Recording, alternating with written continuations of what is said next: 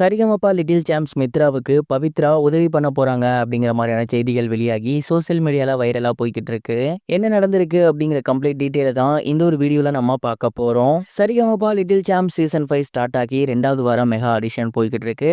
இந்த ஒரு ரவுண்ட்ல கன்னியாகுமரியை சேர்ந்த மித்ரா அப்படிங்கிற பொண்ணு வந்து பாடியிருந்தாங்க. ரொம்பவே சூப்பரா கிராமப்புற பாடலா பாடியிருந்தாங்க. அந்த ஒரு பாடலுக்கு ஜட்ஜஸ் எல்லாமே இம்ப்ரெஸ் ஆகி அவங்கள செலக்டும் பண்ணியிருந்தாங்க. பட் அதுக்கப்புறம் தான் அவங்களோட சோக ஸ்டோரியே தெரிய வந்திருந்துச்சு. அவங்க அப்பாவுக்கு 2 கிட்னி இல்ல. ஆல்ரெடி அம்மா ஒரு கிட்னி அப்பாவுக்கு குடுத்துருக்காங்க. இருந்துமே அவருக்கு அது ஃபெயிலியர் ஆகியிருக்கு. அம்மாவுக்கும் இப்ப ரொம்ப உடல்நலம் முடியல அப்படின்னு ரொம்பவே எமோஷனலா பேசியிருந்தாங்க. அந்த பொண்ணு பேச பேச பவித்ரா ரொம்ப எமோஷனல் ஆகி அழுக ஆரம்பிச்சுட்டாங்க.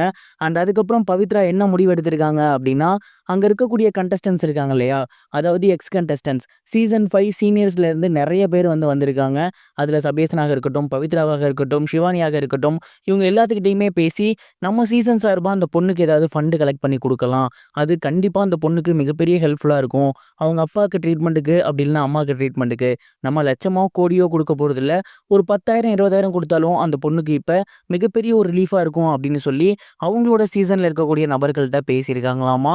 அது மட்டும் இல்லாம அந்த பொண்ணுகிட்ட பர்சனலாவே பேசியிருக்காங்க. எனக்கும் இந்த மாரி சிச்சுவேஷன் தெரிஞ்சிருக்கு. இதுலேருந்து மீண்டு தான் நான் வந்திருக்கேன். மனச மட்டும் தளர விடாதீங்க.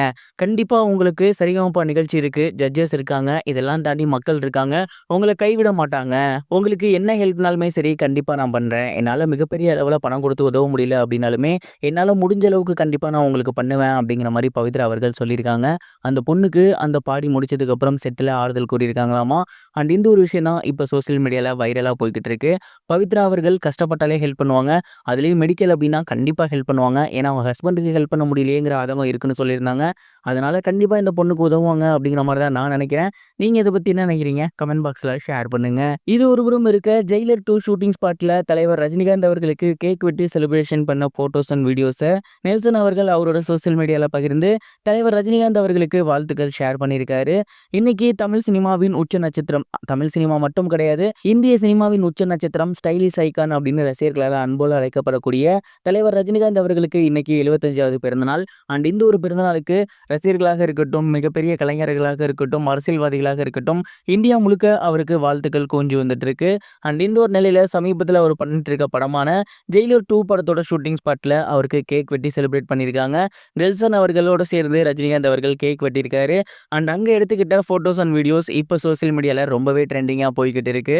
தலைவர் ரஜினிகாந்த் அவர்களோட நடிப்புல வெளியாகி மிகப்பெரிய வெற்றி பெற்று இருந்த படம் தான் ஜெயிலர். அதோட 2வது பாகம் ரொம்பவே விறுவிறுப்பா போய்கிட்டு இருக்கு. அடுத்த வருஷம் ஏப்ரல் அல்லது மேக்கு ரிலீஸ் அப்படிங்கிற மாதிரி சொல்லியிருக்காங்க. ஃபர்ஸ்ட் பார்ட் போலவே இந்த ஒரு பாட்டும் மிகப்பெரிய வெற்றி பெறுமானம் பொறுத்து இருந்து பார்க்கலாம். கனெக்டிங் சேனல் சார்பா நம்மளும் தலைவர் சூப்பர் ஸ்டார் அவர்களுக்கு வாழ்த்துக்கள் சொல்லிடலாம்.